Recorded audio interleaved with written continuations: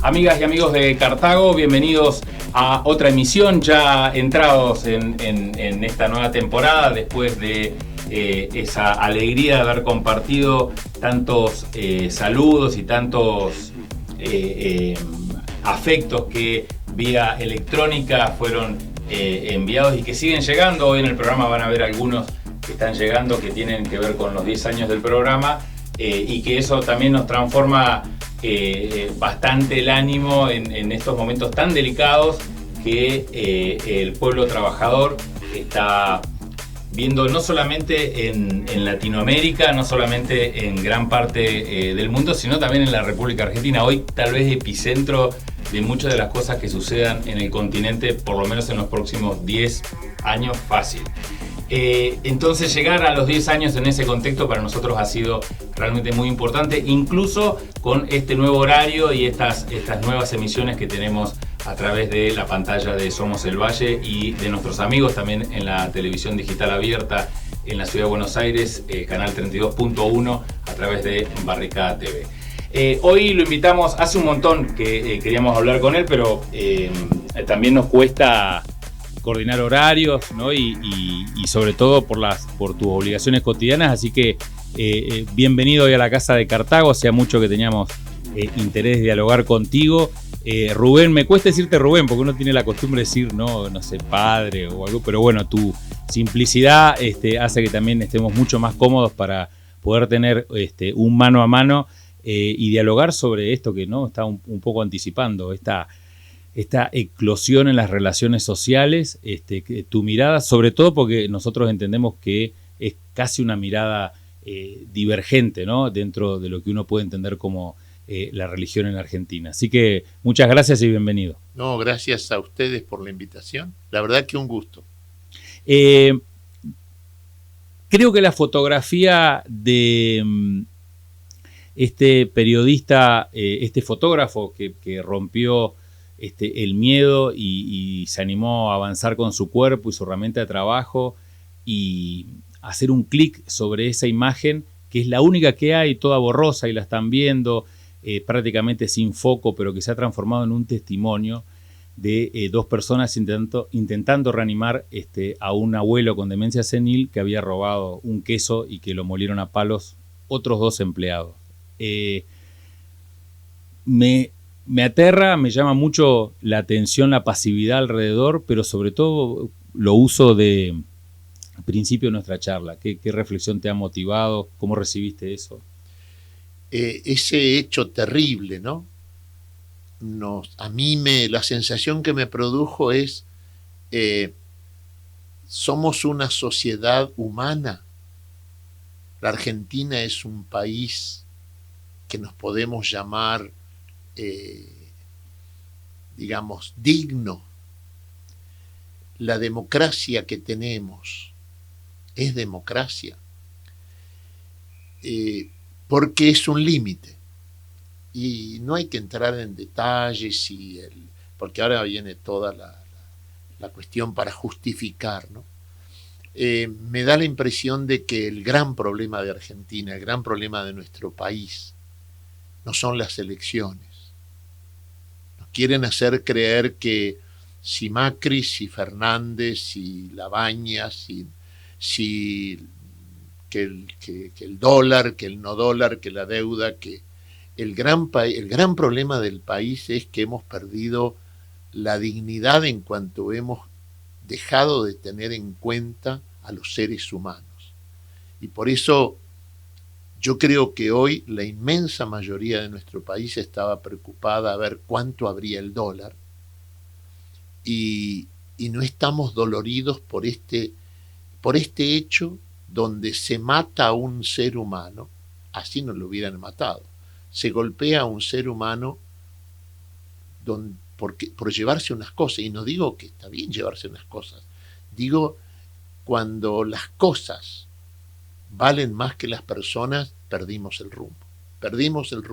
Entonces, es claro que hay que elegir autoridades y claro que hay que salir de este gobierno atroz que estamos padeciendo los argentinos. Atroz porque por el hambre que está pasando la gente, por las necesidades básicas, mínimas, que la gente no puede satisfacer. Claro que este gobierno tiene que irse cuanto antes, pero el problema es mucho más que cambiar de autoridades. El problema es, sí, claro, hay que cambiar de autoridades pero el problema es salir de cada uno de nosotros mismos y mirarnos a todos y decir cómo hacemos para que el ser humano vuelva a ser más importante que las cosas. Yo tenía como primer punto de nuestra charla tal vez hablar de hoy de cosas pareciera hasta más técnicas, ¿no? Cuando uno se plantea, bueno, hacia dónde va el ajuste, qué estás viendo vos de tu laburo en los barrios, en la calle, en las barriadas populares acá en el Alto Valle. Pero me pareció impactante, primero porque uno queda horrorizado, fuera de lo que uno conozca o denuncie del capitalismo, digamos, no dejas de horrorizarte, pero después la pasividad, que es la que relata los 2 o 3 testigos que son los que han puesto a estos, al guardia y al cajero que golpearon al abuelo, de que nadie se acercó a ayudar, digamos, porque esto pasa adentro del supermercado y después termina en la calle, ¿verdad? Creo que eso también es atroz, ¿no? Un silencio muy ensordecedor, ¿no? De la gente pasando y mirando y escapándose. Sí, yo creo que la gente empieza a reaccionar. Ayer mismo vi en las redes, vi unas mujeres, no es casual las mujeres, ¿no? Las mujeres acá en Neuquén, defendiendo a un muchacho vendedor de medias a quien la policía llevaba preso. Y las mujeres se enfrentaron al operativo policial y lo enfrentaron verdaderamente con valentía y defendieron y reclamaban y no se lo llevan. Al fin se lo llevaron, pero porque era un muchacho que estaba vendiendo medias. Se lo llevaron como si fuera realmente un delincuente peligroso. ¿Por qué, policía de Neuquén? ¿Por qué se lo llevan? ¿Por qué se lo llevan? Suéltenlo, están vendiendo medias, suéltenlo porque vamos a declarar todo frente a la fiscalía. ¿Quién es el responsable del operativo acá? Déjenlo, está vendiendo medias, déjenlo, está con hambre, esa es su mercadería para tener alimentos. ¿Quién sos vos, el jefe del operativo? Déjenlo. La gente, que reaccione la gente. Salí de ahí, mamá. Salí de ahí que podés. Déjalo. Esto es un operativo absolutamente ilegal. Está vendiendo medias. ¿Quién es el comisario? ¿Qué me va a llevar? Mirá el móvil.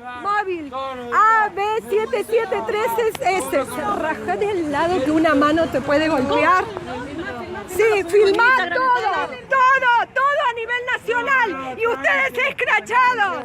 Hace 2 días la policía mató a un trabajador en la calle.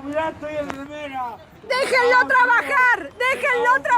La cara de los policías neuquinos, míralo. Mirá la cara de los policías neuquinos, mirá. ¡Matame! Está trabajando. Ayúdame, gente. Ahora le toca a la gente. Está trabajando, déjenlo. Está trabajando para comer. Déjenlo, está trabajando para comer. Tiene que decir el nombre sí o sí. Tolosa. No, el oficial. ¿Quién es el oficial a cargo de este operativo? Hijos de puta, después lo ponen a palo. ¡Flaco! Somos testigos que entraste en perfectas condiciones. ¡Déjalo! ¿Quién es el jefe de este operativo? ¿Quién es el jefe del operativo? Para todo Neuquén, para todo el país, mirá la cara de todos los que participaron. Mirá la cara. Esto pasa en Neuquén. En Neuquén La reacción de la gente me dio mucho dolor eso, ¿no? Si el muchacho está fumando o tomando en una esquina, se lo llevan porque está fumando o tomando. Este estaba trabajando, entonces, pues de nuevo, ¿no? A lo mejor se quejó a Zipán por los vendedores ambulantes y entonces el jefe de policía le conviene más quedar bien con Azipán que con, digo Azipán por decir las cámaras que defienden, claro. Que no estoy en contra de los comerciantes, estoy en contra del hambre. Entonces, también los comerciantes y las cámaras tienen que entender de que si no quieren que haya más inseguridad, tiene que haber más posibilidades de que la gente sobreviva, no que viva, que sobreviva.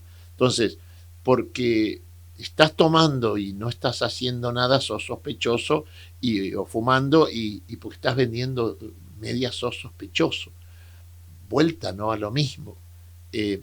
Me parece que la reacción de las personas de este grupo que escuchaba, ¿vale? Está viralizado, vale la pena.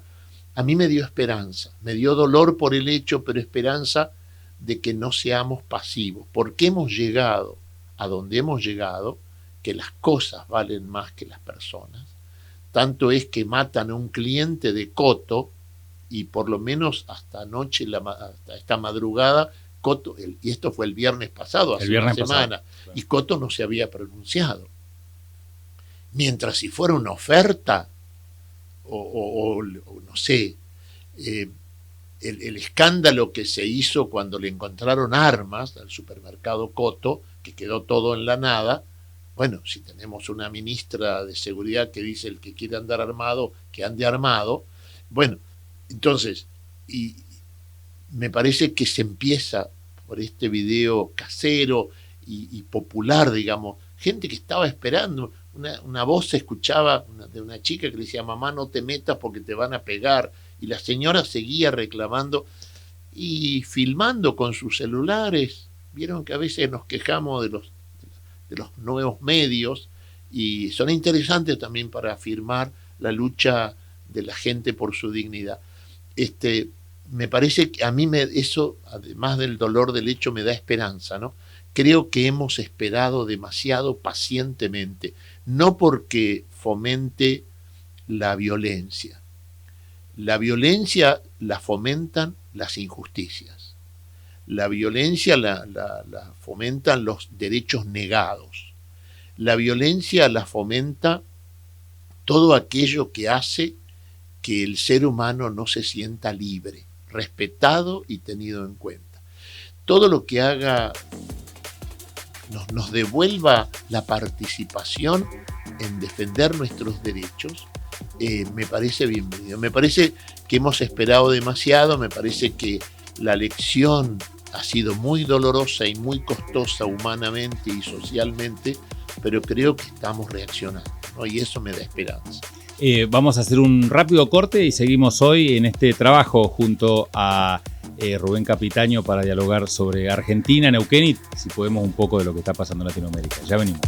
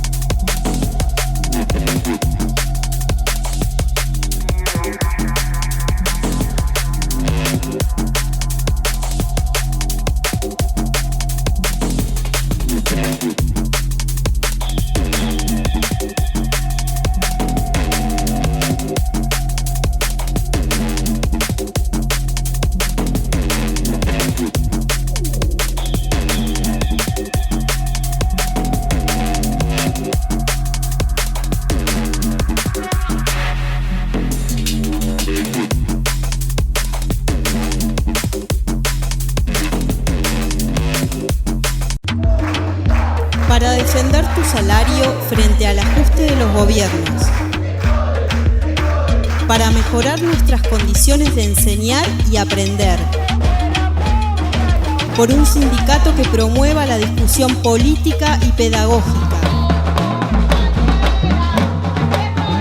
Para formarnos colectivamente y disputarle el sentido común a la cultura del neoliberalismo y al patriarcado.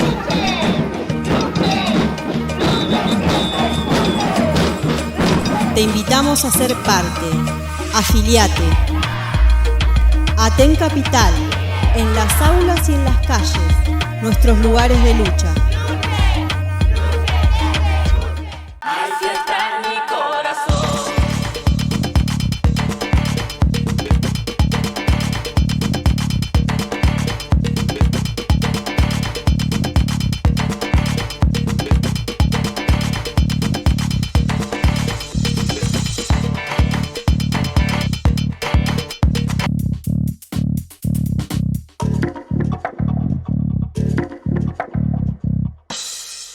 El próximo 5 de septiembre tenemos elecciones internas de consejeros y consejeras escolares. Para oír el reclamo de las escuelas, votamos TEP. Un movimiento social desde abajo.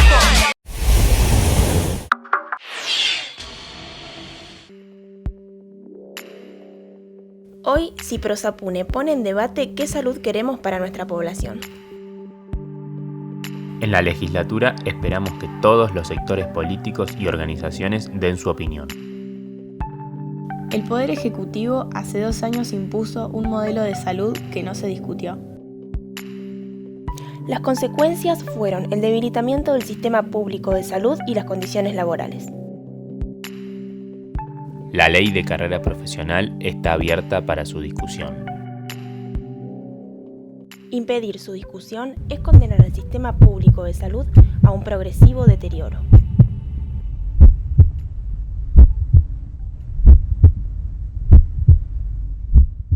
El próximo 5 de septiembre tenemos internas en Aten. Elegimos consejeros y consejeras escolares. Para construir redes con las comunidades educativas en el Distrito 8, votamos TEP. Un movimiento social desde abajo.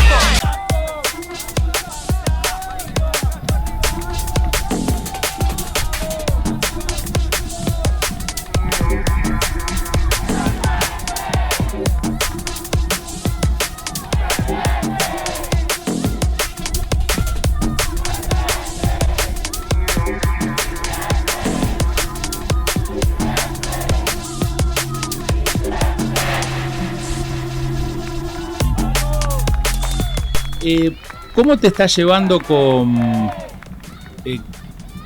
tendría que hacerte muchas preguntas, pero ¿cómo te estás llevando fundamentalmente con la estructura de poder en Neuquén? Me quedó muy grabado un discurso, tu participación en el acto que realiza el gremio docente para denunciar la impunidad en el caso Fuente Alba, y tus palabras claras y concretas, ¿no?, frente al armazón del MPN. Ahora que el MPN se va reconvirtiendo, ¿no?, cuando viste que juega, pone sus huevos en todas las canastas, hay como 27 colectoras.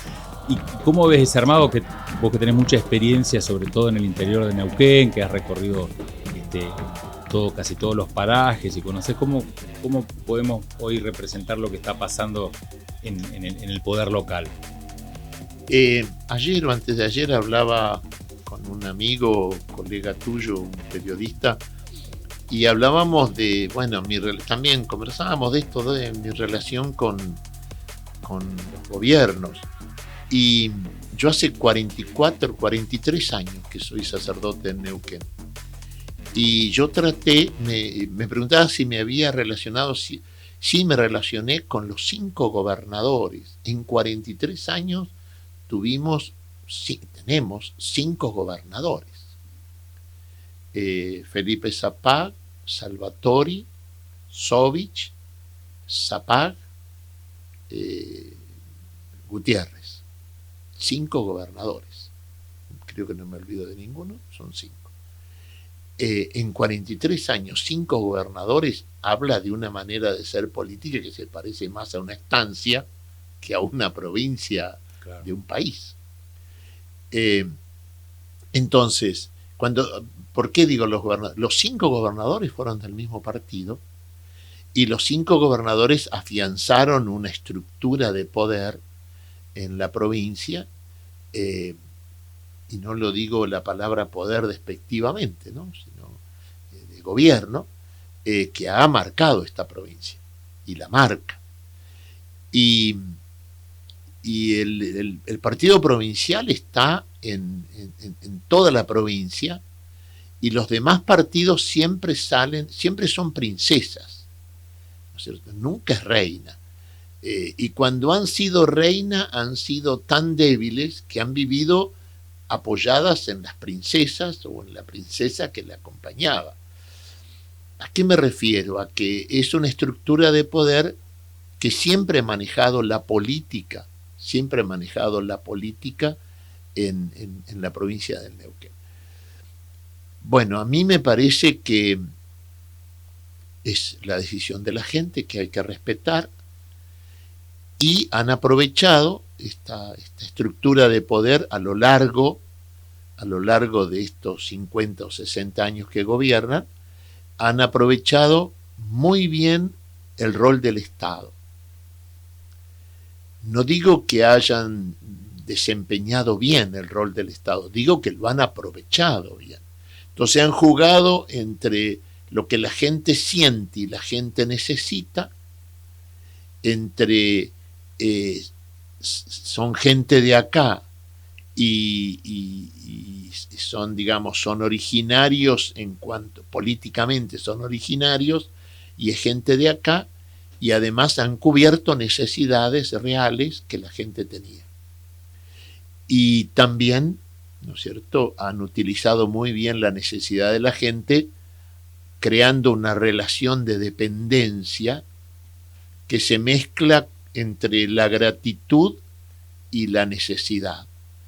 Yo cuando necesité, me dieron, y entonces debo ser agradecido.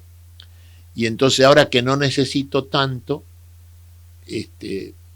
sigo agradeciendo con mi voto o con mi seguimiento, o sea, o mi acompañamiento, porque cuando necesité me ayudaron, ¿no? Me respondieron. Ciertamente han hecho mucho, es decir, para el bien social de la comunidad o de la sociedad neuquina en toda la provincia. Han hecho muchas obras, han tenido en cuenta las necesidades de la gente.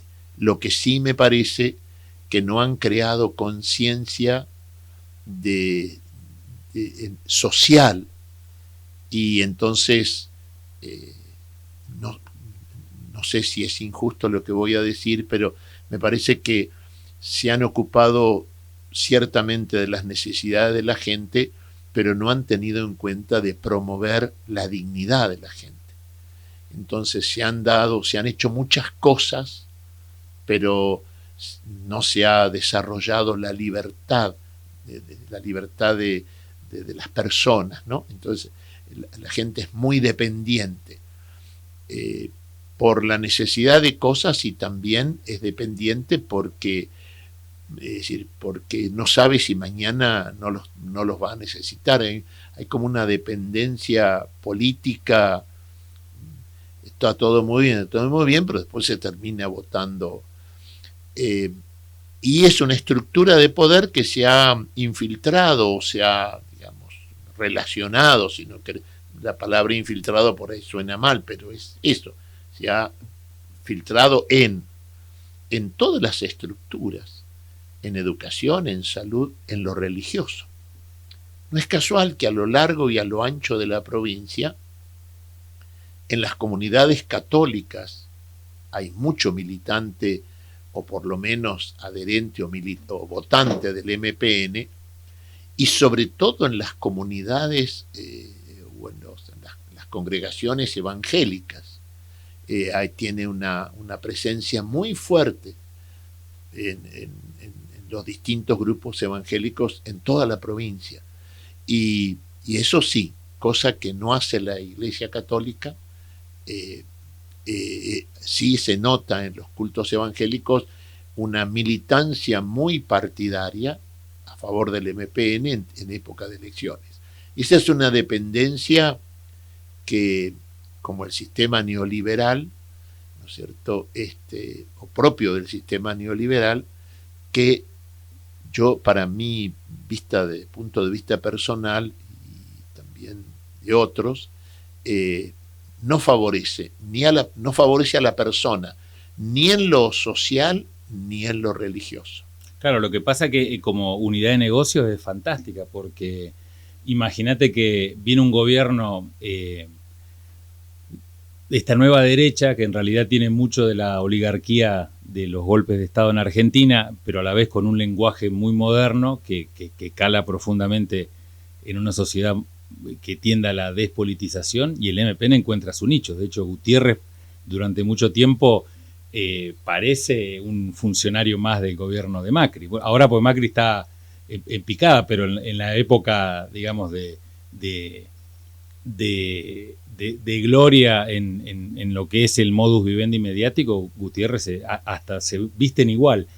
Y cuando hay un gobierno que tiende más hacia una protección social, también ellos reacomodan todas sus piezas y se van poniendo algún que otro candidato. Ahora, si hay que salir, supongamos, ¿no?, con un discurso de recomposición en las relaciones sociales, perdón, de contención hacia el desmadre que se ha provocado en el pueblo trabajador, también van a poner un candidato o va a salir una voz más disonante en esos sectores, ¿verdad? Siempre, eso me parece impactante, ¿no? Porque no por nada tiene ya casi 60 años de estructura, ¿no?, de poder. Sí, a mí siempre me ha llamado la atención la capacidad que tiene el MPN de buscar, conseguir y proponer, o sea, ofrecer las personas o los funcionarios, sí, las personas que las convierten en funcionarios necesarios para cada necesidad,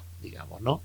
Bueno, mira, te interrumpo, en la dictadura también, ¿no? Sí, no sí. puso todos sus funcionarios del MPN en la... Sí, pero en los distintos sectores, ¿no es cierto?, necesitan el funcionario de mano dura, claro, y necesitan el funcionario dialoguista, y necesitan el funcionario de buena relación con los cultos, y necesitan el funcionario simpático y el funcionario de adusto, y la palabra adusto me suena sí, con cara de perro, ¿no? Claro. Y ellos los tienen, ellos lo tienen. Bueno, Gaido, de hecho, sí, nosotros trabajamos con los sectores más movilizados, ¿no? Y el maltrato de Gaido a los sectores populares que se organizan es histórico. Y si vos ves las imágenes, va a ser un intendente muy amigable, ¿no? Cómo han mediatizado la sonrisa y el buen gesto, el abrazo, y todos los que han pasado por ese lugar donde estás vos, es de los peores funcionarios, el maltrato y la agresividad con la que le habla a los sectores que se organizan. ¿Te quedas un ratito más? ¿Vamos a un corte? Sí, cómo no. Lo interrumpí justo y vamos al corte y ya tenemos este diálogo con Rubén sobre lo que está pasando en Argentina y en Neuquén. Ya venimos.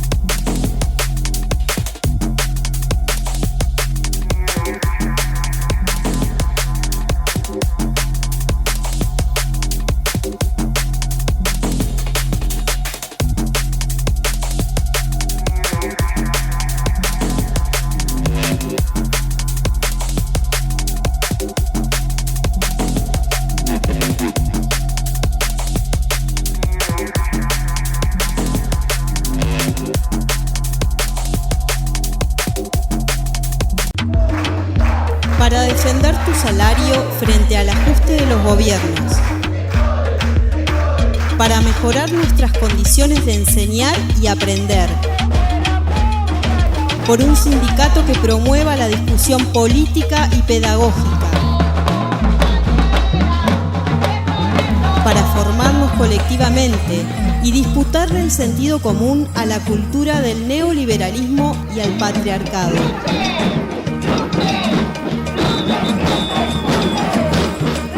Te invitamos a ser parte. Afiliate. Aten Capital, en las aulas y en las calles, nuestros lugares de lucha.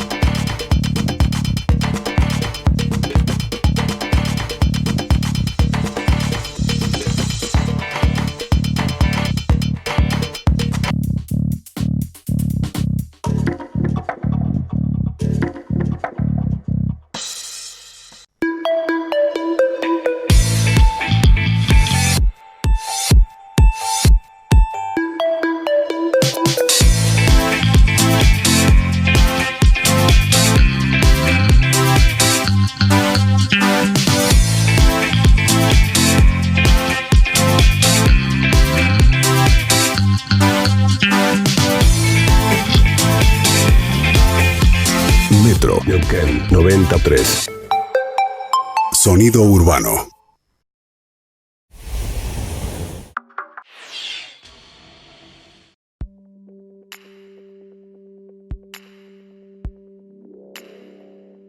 Hoy, Ciprosapune pone en debate qué salud queremos para nuestra población. En la legislatura esperamos que todos los sectores políticos y organizaciones den su opinión. El Poder Ejecutivo hace 2 años impuso un modelo de salud que no se discutió. Las consecuencias fueron el debilitamiento del sistema público de salud y las condiciones laborales. La ley de carrera profesional está abierta para su discusión. Impedir su discusión es condenar al sistema público de salud a un progresivo deterioro.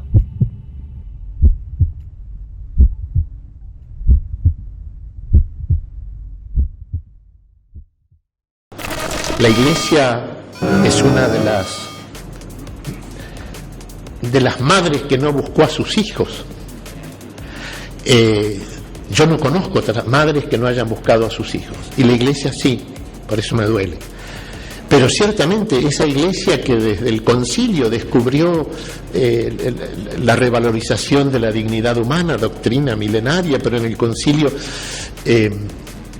Monseñor de Nevares, Monseñor Nova, Brasca, Devoto, de Goya, Monseñor Esaine, que todavía vive, ¿no? Fueron hombres y mujeres de nuestra Iglesia que realmente fueron fieles, y a mí el testimonio de ellos me daba fuerza para seguir adelante y también no dejarme convencer de que había que aceptar la infidelidad de otros hermanos que casi mayoritariamente como institución no fuimos fieles. Yo creo que la actitud de la Iglesia como institución fue escandalosamente cercana a la dictadura. Se me ocurre preguntarte por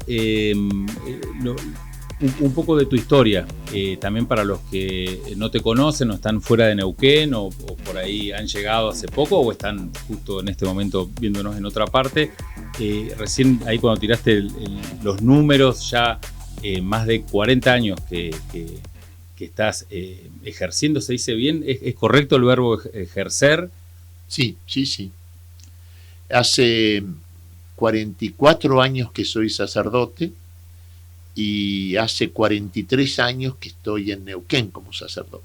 Yo había venido antes a Neuquén cuando era estudiante, lo que nosotros lo llamamos seminarista, en el año, 2 años antes, ¿no?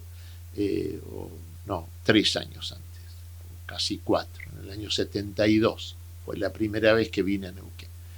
Y yo soy de la provincia de Buenos Aires, de La Plata, nacido en La Plata y estudié en La Plata, criado en La Plata, y estudié en La Plata y fui ordenado sacerdote, así consagrado sacerdote, me recibí, digamos, en La Plata, con un arzobispo bastante malamente famoso o conocido, que era Monseñor Plaza, claro. Antonio José Plaza, arzobispo en esa época, ¿no? Bravo, Monseñor Plaza. Sí, bueno, él me ordenó sacerdote porque era el arzobispo de La Plata y yo era de La Plata. Y después, bueno, conocí a don Jaime de Nevares, siendo estudiante, siendo seminarista, conocí a don Jaime de Nevares y vi, y entonces por él conocí Neuquén y vine a Neuquén y vi una manera de ser iglesia que a mí, con otros compañeros, entré a una iglesia que esperaba a la gente que viniera, en una iglesia que iba a la gente, no para ayudarla, entre comillas, sino para compartir lo que le pasaba.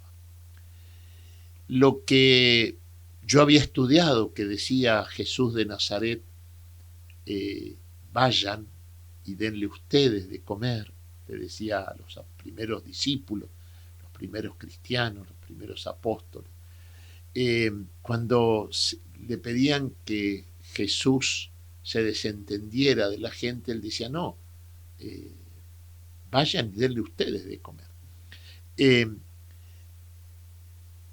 Una iglesia que Juan XXIII, ya en la década del 60, decía hay que abrir las ventanas para ver lo que pasa afuera porque adentro nos estamos enfermando por el encierro. Una iglesia que hoy el Papa Francisco dice una iglesia en salida, ¿no? Una iglesia samaritana, solidaria, hospital de campaña que toma la vida de la gente como viene, no selecciona. A Francisco lo conocías de antes, me imagino. Sí, lo conocía. ¿Y notaste que él tuvo un cambio? Porque yo recuerdo que él tenía como otro discurso, de hecho estaba muy enfrentado, ¿no?, al primer gobierno de Kirchner. Sí, yo cuando lo eligieron, un colega tuyo, el día que lo eligieron, me preguntó ¿qué te parece? Y yo le dije, mira, es menos de lo mismo. Pensando en que no iba a ser, digamos, ese papado que llevaba ese pontificado, esa manera de conducir la iglesia del Papa Benito XVI, alemán y conservador y demás, pero no pensé que iba a ser el Papa que soy, ¿no? Estoy muy contento de haberme equivocado. Me parece que es un hombre que tiene una propuesta de ser iglesia y de humanidad, tiene una propuesta que nosotros, y cuando digo nosotros digo los católicos, tenemos que por lo menos mayoritariamente empezar a seguirlo, porque hay muchos sectores de la iglesia que lo siguen en todo el mundo, pero la mayoría de los sectores, algunos sectores minoritarios lo cuestionan y algunos abiertamente, pero la mayoría hasta ahora lo hemos aplaudido al Papa, pero no nos hemos puesto. Hay que dejar de aplaudir y meter las manos en el barro y empezar a hacer lo que él propone, porque lo que él propone es ponernos al servicio de la humanidad, tomando la vida como viene y no siendo los jueces o los fiscales de las conductas humanas, sino los hermanos que tratamos de hacer más linda la vida de los pobres y de los pueblos pobres y de los pobres de los pueblos. Me decías que trabajaste que te había traído Jaime. Claro, en don Jaime de Nevares hace ya 40 años vi esa iglesia y entonces me di cuenta de que en cualquier rincón de la tierra se podía hacer la iglesia que hoy el Papa propone para todo el mundo, pero que en ese momento no era fácil encontrar, ¿no? Entonces otra circunstancia, la dictadura militar me trajo a Neuquén. ¿Por qué digo que la dictadura militar? Porque fui un perseguido de la dictadura militar.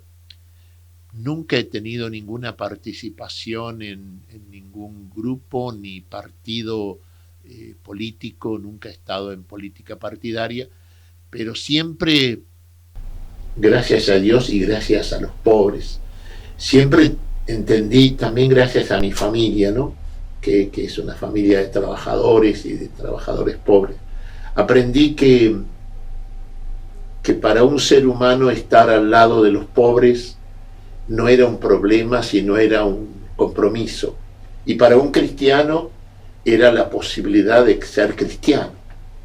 Para un sacerdote era el sentido de ser sacerdote, estar al lado del pueblo, al lado de la gente y al lado de los pobres.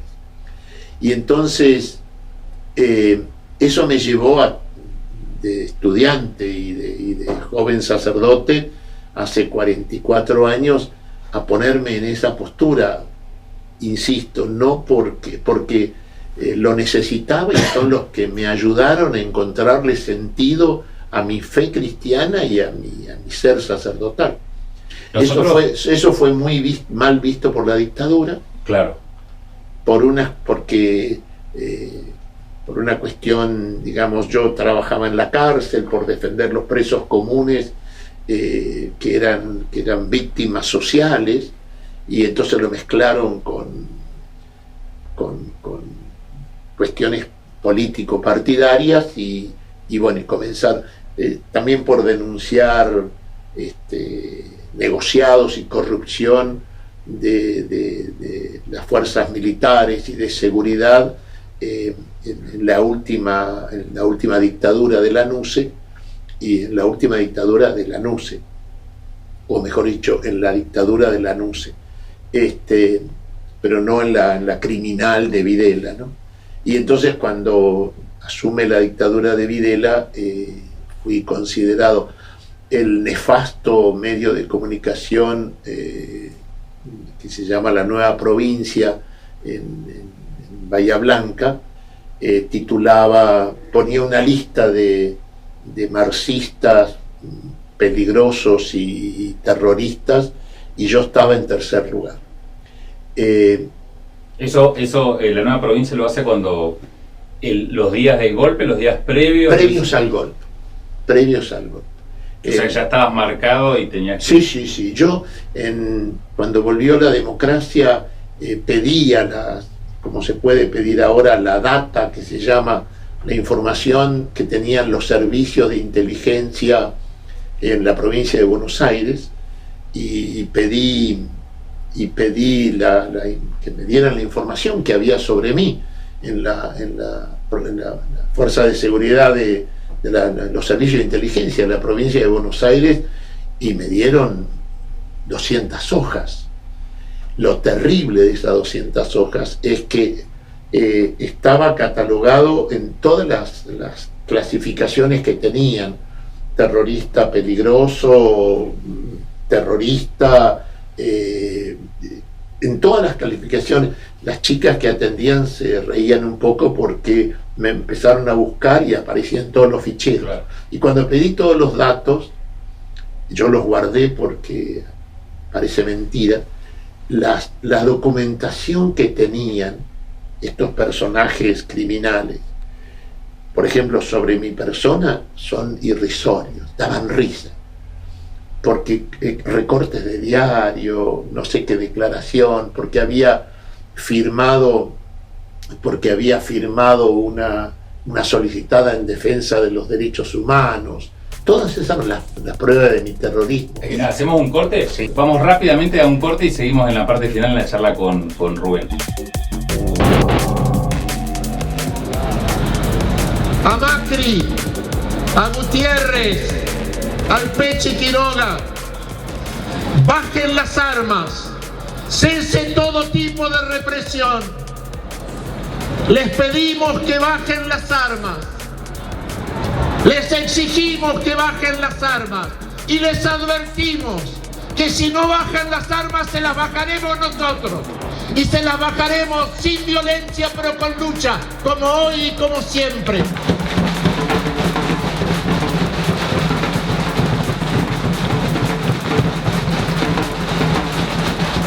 A Sandra y a sus hijas, gracias por darnos caricias al corazón, al permitir sentirnos todos abrazados por el amor eterno ya en la vida de nuestro pueblo, en la vida de todos los que luchan. Carlos Fuentealba. Gracias, compañeros.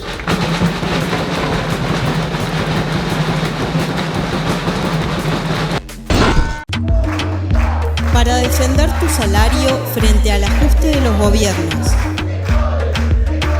Para mejorar nuestras condiciones de enseñar y aprender.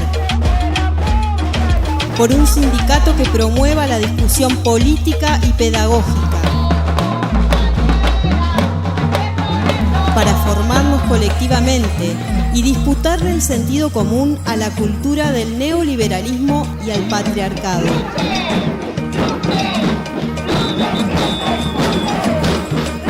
Te invitamos a ser parte. Afiliate. Aten Capital, en las aulas y en las calles, nuestros lugares de lucha. Hay fiesta en mi corazón.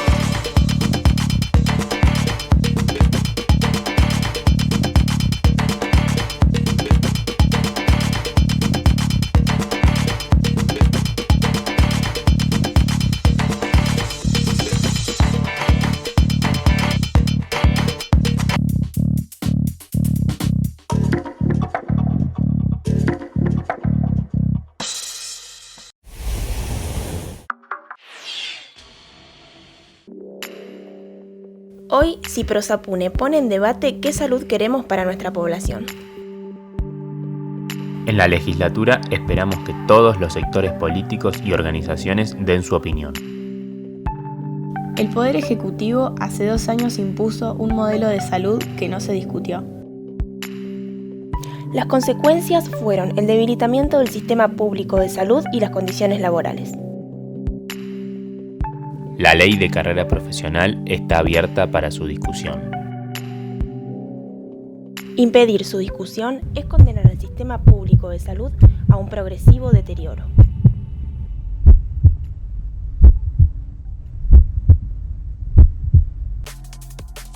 No queríamos interrumpirte, pero había un momento que yo te quería preguntar por Angelelli. ¿Qué significaba en ese momento?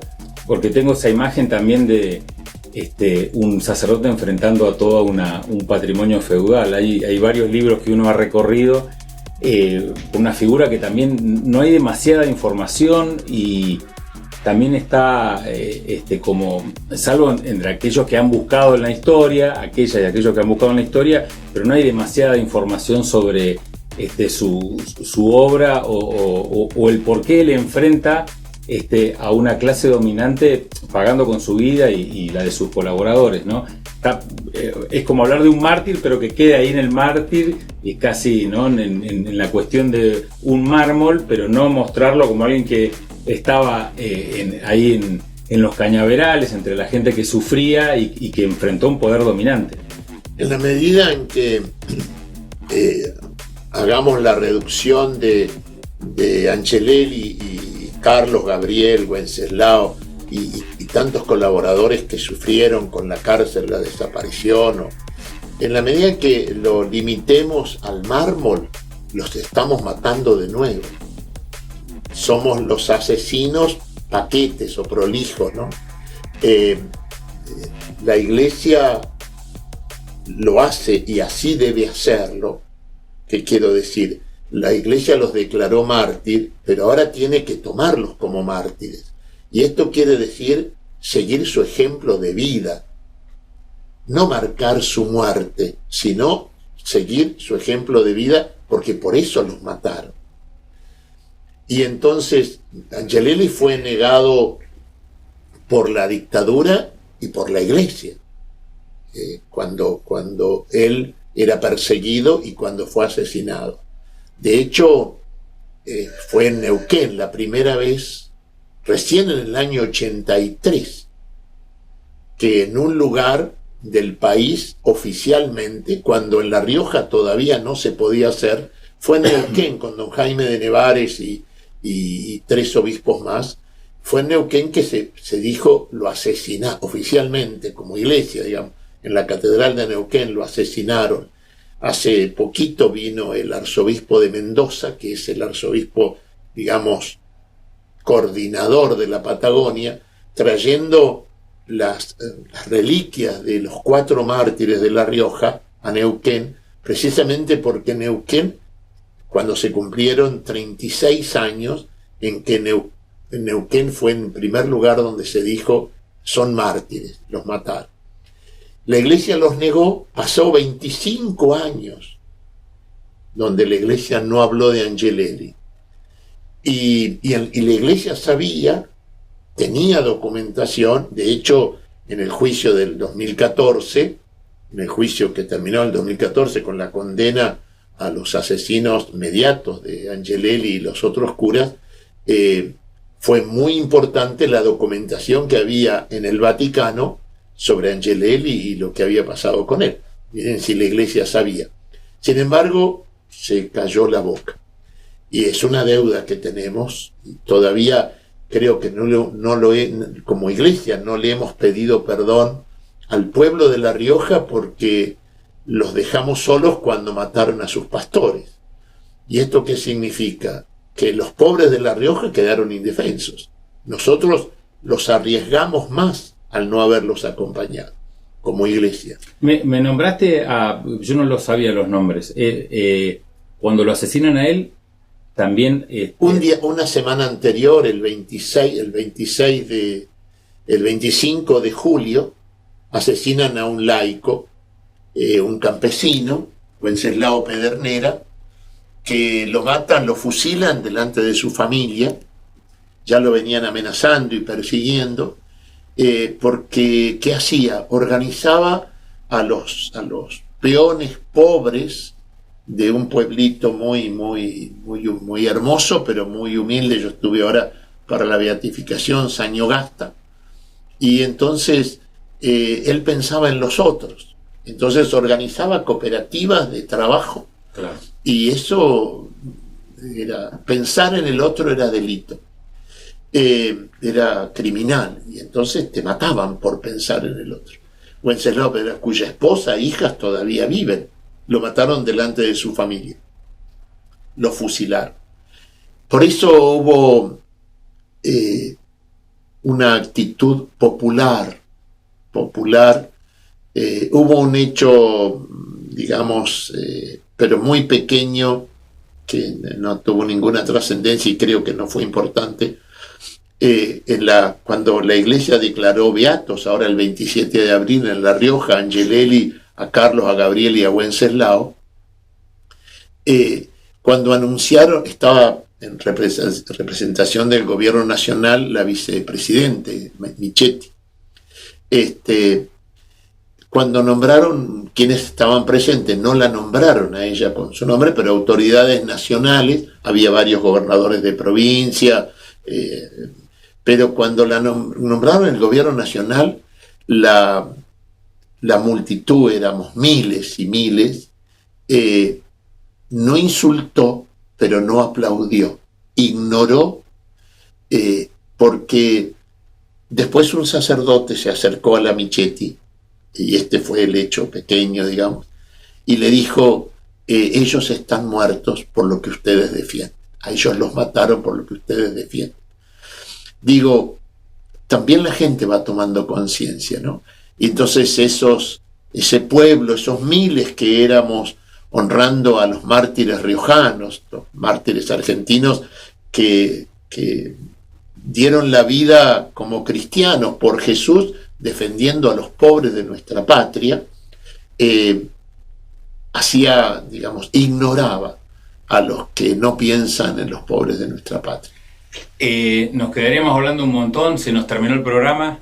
Ya te vamos a invitar indudablemente para seguir dialogando. Hay un montón de preguntas que nos quedan en relación no a tu compromiso, porque es notorio, pero también a reaprender sobre estos cambios, estos derroteros, y sobre todo entender que hace mucho tiempo había también gente que se la jugó completa para pensar otro mundo distinto, otras relaciones sociales distintas, y esto yo siempre lo tengo presente a Angelelli porque me parece, ¿no?, como una de las grandes figuras que no han sido rescatadas en la cuestión, sobre todo de un lugar que uno ve siempre tan oculto, ¿no?, y perdido, como puede ser el norte argentino, tan preñado de feudalismo, de atropellos, ¿verdad? Y sin embargo, las historias desde el ingenio del Ledesma, esto que contabas de La Rioja, ¿no?, los enfrentamientos con los Menem, porque indudablemente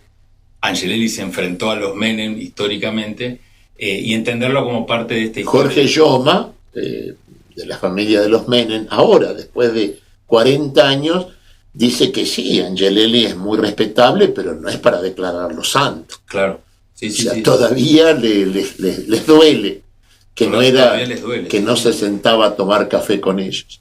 Te agradecemos mucho el tiempo y la paciencia. No, gracias a ustedes. Y yo digo, es posible otro mundo, es posible otra patria, pero la tenemos que hacer entre todos, porque si no, no la va a hacer nadie. O sea, la tenemos que hacer entre todos. Y cuando digo entre todos, digo hasta el último ser humano tenemos que tenerlo en cuenta, a ver cómo con él o con ella hacemos un poquito más linda nuestra patria. Gracias, Rubén. Gracias a ustedes. Nosotros hasta la semana que viene acá por nuestro canal con más cartas.